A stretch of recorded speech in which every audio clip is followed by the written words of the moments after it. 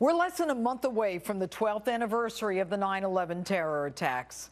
That day is usually marked with solemn ceremonies, remembering thousands of innocent Americans who lost their lives. But this year, a group called the American Muslim Political Action Committee has decided to hold a march in our nation's capital.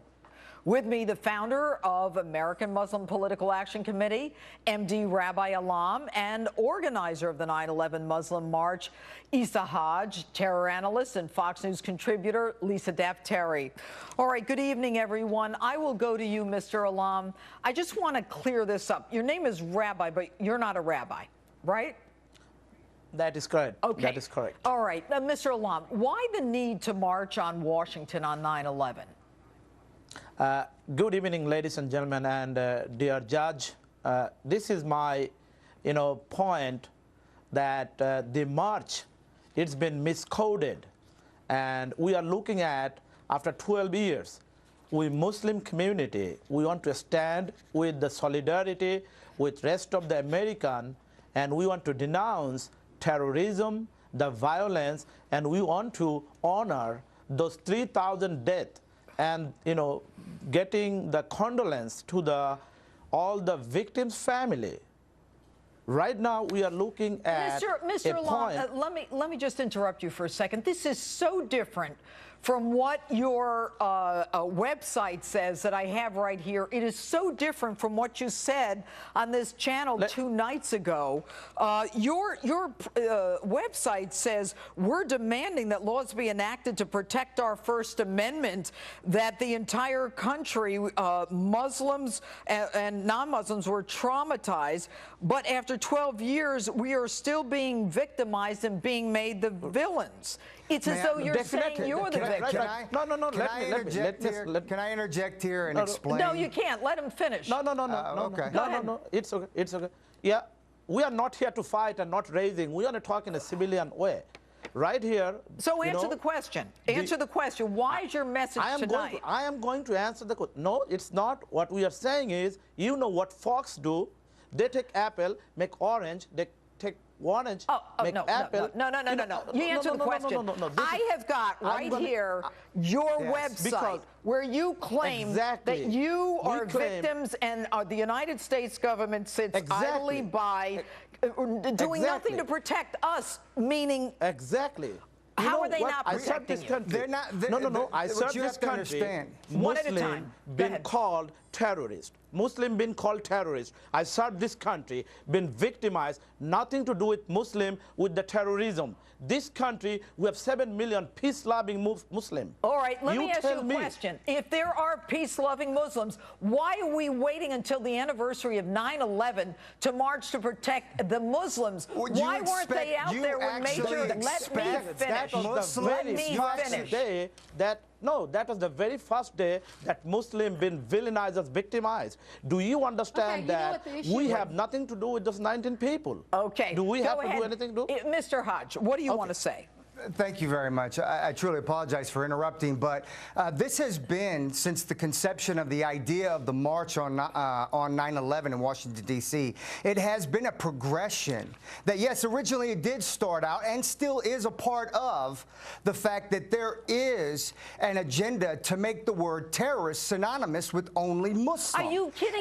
Mr. Hodge, I'm going to stop you right there. I'm going to stop you right there. I'll tell you why. Because it's exactly what it is. No. I'm asking the questions here. No, we're not going to do this. I'll pull your mic. No. Let me ask you this question. Yes, ma'am. All right. The president has basically taken certain words out of our lexicon, whether it be jihadist, terrorism, it's now workplace violence. I mean, we are doing everything we can to be politically correct. We're changing history. Let's talk about the president. No, we're changing history in order. The fact is, he has killed more Muslims in his 5 years. He has killed more Muslims in his 5 years than Bush did in his entire 8. All right, Mr. Hodge, I am by no stretch of the imagination a fan of Obama. I am by no stretch of the imagination nothing to do This with is it. Well, that's about what you your made it. website. You made it about Obama by Let me explain something to you. What I'm saying is, in society today. All of these wait a minute. I'm not words. going to do this. Cut his mic. What? Go ahead. You know, we were rewriting history in order to compensate and not offend any Muslims in this country. The irony of the situation is that would you guys be able to do any of these you have freedom to assemble, you have freedom of speech. You can organize as many marches as you want. You can do it on September 11th, 12th, and 13th. Only in this country. In what Muslim country would you ever be able to do that? And you want to talk about President Obama? President Obama refused to call the Benghazi attack terrorist when it should have been called terrorist. He refused to call the Fort Hood shooting what it was. He made it workplace violence, bending over backwards in order to make you comfortable here. And you know what? You might be villainized, but you know who you're villainized by? Your own people. You don't have to march on the White House. Go to Al-Qaeda Wait a headquarters. minute, that's enough. No, okay. no. Mr. Alam, I'm going to go back to you. Yes, madam. Yes, You ma'am. don't deny the fact that as of yesterday, your website made it clear that you wanted to fight injustices being committed against you. Have you? Exactly. Have you? And that's fine. I just want to be clear on this. But have you and the Muslim community come out to talk about some of the wrongs that the fanatics in the Muslim community are committing? If we could speak, do you understand that? Do you understand that Muslim community? We cannot speak. We cannot come out, and we cannot come out as this fact that our name being villainized in a synonymous with terrorism. You are not understanding that a person like me, I have faced the same thing past 12 years. I've been facing every day out there in. All right, let me ask you a question. You are not in my Are shoe. you aware of the fact, and I've got a hard out here, that we have hate crimes laws? Even as DA, I prosecuted people who were victimizing anyone else, whether it's a Muslim or a Buddhist or anybody else. So the laws protect you, and yet you feel the need to march on Washington on this solemn day. Anyway, stay with us, everyone. We're back with the organizers of the Million Muslim March scheduled to take place on 9/11, and Fox News contributor Lisa Daftari. Joining us is Jim Riches, former NY fire chief, New York City fire chief, and the father of firefighter Jimmy Riches, who died on 9/11. Chief, we're sorry for your loss, but I want to ask you a question. You just heard Mr. Alam and Mr. Hodge. They believe that Muslims have been victimized and made into villains since 9/11. Your thoughts? I think it's a disgrace what they're doing, deliberately scheduling it on 9/11. I lost my son on 9/11. He's never going to come back in my house. They can go back and forth in their house. There was no mosques closed. They got to go free. They got educated. Nobody's bothering them. We miss my son every day. They were murdered by 19 Islamic terrorists, and they don't know what that pain is like. We live that every day. And for them to schedule a march on 9/11, what are they going to do next? Have a parade up and before the Boston Marathon? That's a disgrace. I was down there at 9/11. I picked up the body parts. There were 25,000 body parts. Oh. People were crushed to death, my son's body included. I took it out of there on March 25th, 2002. There's 1,000 families that have never recovered anything.